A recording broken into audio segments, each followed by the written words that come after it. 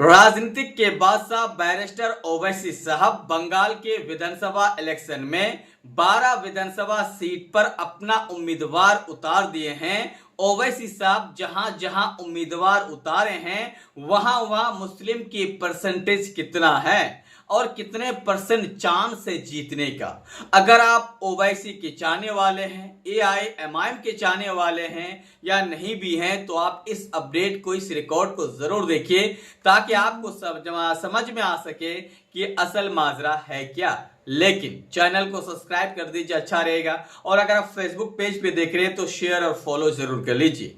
चलिए हम बात कर लेते हैं कहां पे कितना सीटें हैं। मुर्शिदाबाद में 3 सीटें हैं। मुर्शिदाबाद में 3 सीट पर अपना कैंडिडेट उतारे हैं। पहला रघुनाथगंज, जहां पर याद रखिएगा एआईएमआईएम के प्रदेश बंगाल के प्रदेश अध्यक्ष हैं, उसे उतारा गया है इब्राहिम सोलंकी, जहां पे 65 से 70% मुस्लिम है और ये जीतने की फुल चांसेस हैं।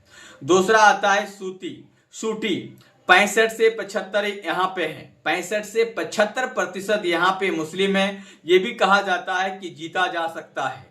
अगला आता है कांडी, 50 से 60% मुस्लिम संख्या है। ये 3 सीट हमारा मुर्शिदाबाद से है एआईएमआईएम की।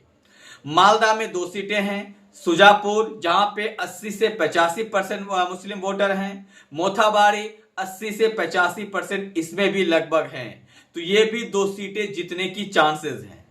अगर हम बीरभूम की बात करें तो बीरभूम में नलहाटी में 55 से 65 और मोराराई में 50 से 60, इन 2 में एक सीट जीत सकता है या दोनों हार सकता है। यहां पे बहुत ही मार्जिन कम है।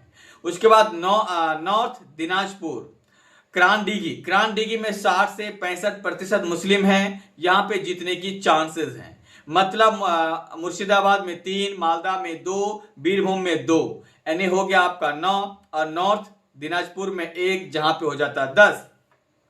नॉर्थ 24 परगना में 3 सीट पर उतारे हैं। एक आता है बसीरहाट साउथ, 55 से 60 से 55%, यानी 54% लगभग यहाँ पे मुस्लिम है। बरासात में 25 से 35% और हावड़ा में आपका यहाँ पे 20 से 12%। एक और सीट है जिसका नाम है आसनसोल उत्तर, जहां पे 10 से 15% मुस्लिम है। 1, 3, 4, यहाँ पे 4 हो गया, 5, 6, 7, 8, 9, 10, 11, 12 सीट हो गया। इन 12 सीट में से 8 सीट पर एआईएमआईएम जीत सकता है। आपको क्या लगता है, मुझे कमेंट जरूर कीजिए।